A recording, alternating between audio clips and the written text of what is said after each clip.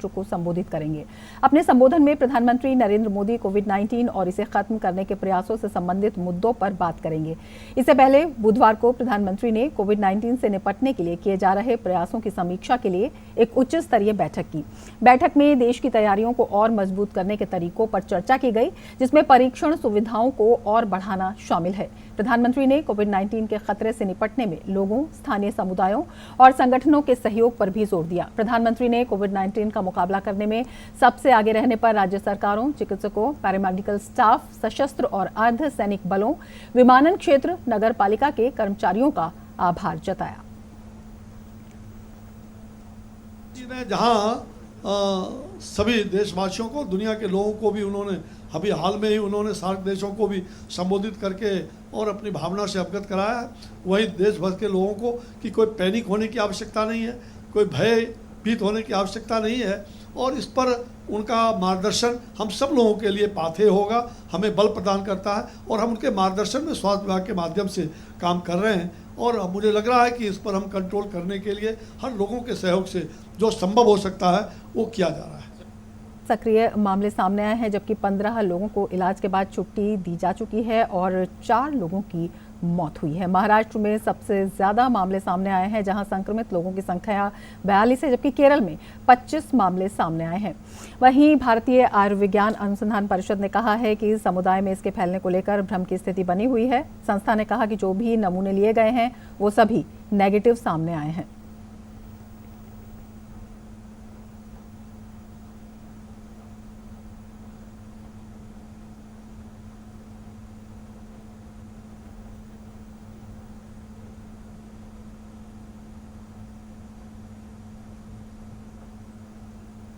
Doctor Harshvardhan ने की corona से निपटने के लिए प्रधानमंत्री ने जीओएम का गठन किया है। 5% कर्मचारियों को घर से ही काम करने को कहा, शेष कार्यालय आएंगे। कोरोना वायरस के संक्रमण को रोकने के लिए केंद्र ने कार्यालय आने वाले कर्मचारियों के काम के घंटों को अलग अलग समय में बांटने का आदेश दिया है। ट्रेनों में टिकट कराने वाले सभी यात्रियों को व्यक्तिगत रूप से इस बारे में सूचित किया जा रहा है और इन ट्रेनों के लिए टिकट रद्द करने पर लगने वाला शुल्क नहीं वसूला जाएगा। यात्रियों को 100% किराया वापस मिलेगा।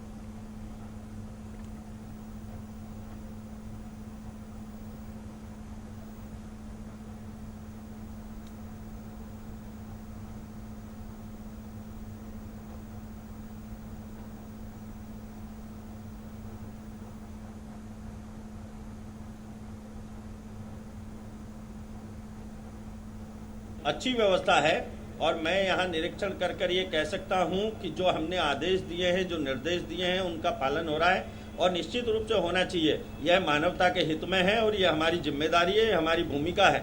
हम उत्तर प्रदेश के अंदर 15 लाख नागरिकों को परिवहन की सुविधा उपलब्ध कराते हैं प्रतिदिन, इसलिए हमारी जिम्मेदारी बड़ी बनती है और उस जिम्मेदारी को हम निभा रहे हैं और निभाएंगे, क्योंकि हम समाज का एक मुख्य घटक हैं और निश्चित रूप से ये परिवहन विभाग उस जिम्मेदारी को निभाता हुआ मुझे यहाँ दिखाई दे रहा है।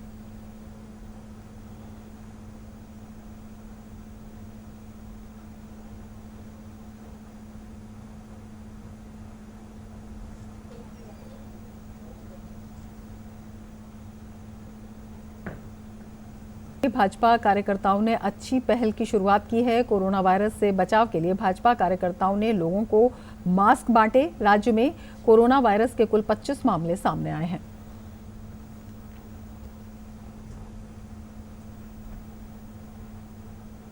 इसके संक्रमण के मामलों में लगातार आ रही कमी के बीच वहां घरेलू संक्रमण का एक भी मामला दर्ज नहीं किया गया, लेकिन दुनिया भर के अन्य देशों में इसका प्रकोप दिन ब दिन बढ़ रहा है। अमेरिका में बुधवार को 2 सांसद इस वायरस से संक्रमित पाए गए। अमेरिका में इस संक्रमण से मरने वालों की संख्या बढ़कर 150 का आंकड़ा पार कर गई, जबकि 10,000 लोग इससे संक्रमित हैं। चीन में कोरोना वायरस के मामले में जनवरी में दर्ज करना शुरू किया जाने के बारे में आज पहली बार ऐसा हुआ कि देश में संक्रमण का एक भी घरेलू घरेलू मामला सामने नहीं आया, जबकि विदेशों से आयातित संक्रमण के मामलों में तेजी दर्ज की गई। चीन में राष्ट्रीय स्वास्थ्य आयोग ने बताया कि विदेशों से संक्रमण के 34 मामले सामने आए हैं और ये आंकड़ा पिछले 2 सप्ताह में सर्वाधिक है। रिपब्लिकन पार्टी के फ्लोरिडा से कांग्रेस सदस्य मारियो डियाज-बलाट पहले अमेरिकी सांसद हैं जो इस वायरस से संक्रमित हुए हैं।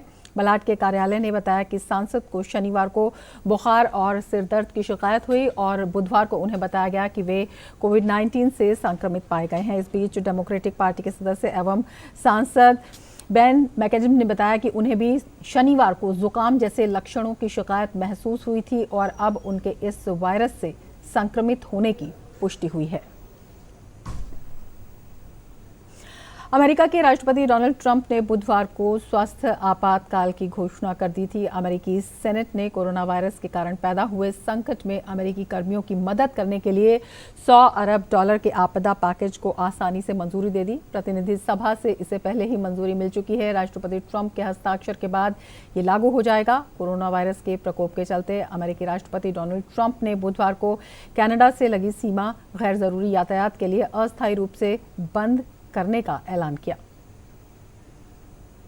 वहीं फ्रांस के राष्ट्रपति इमैनुअल मैक्रों ने कोरोना वायरस से हो रही आर्थिक नुकसान से उबरने के लिए यूरोजोन में वित्तीय एकजुटता और बढ़ाए जाने की अपील की है। चिली के राष्ट्रपति सेबेस्टियन पिनेरा ने कोरोना वायरस संक्रमण के मद्देनजर आपदा की स्थिति घोषित कर दी है, जबकि क्यूबा में संक्रमण से मौत का पहला मामला सामने आया। इस बीच ब्राजील के राष्ट्रपति का एक मंत्री भी संक्रमित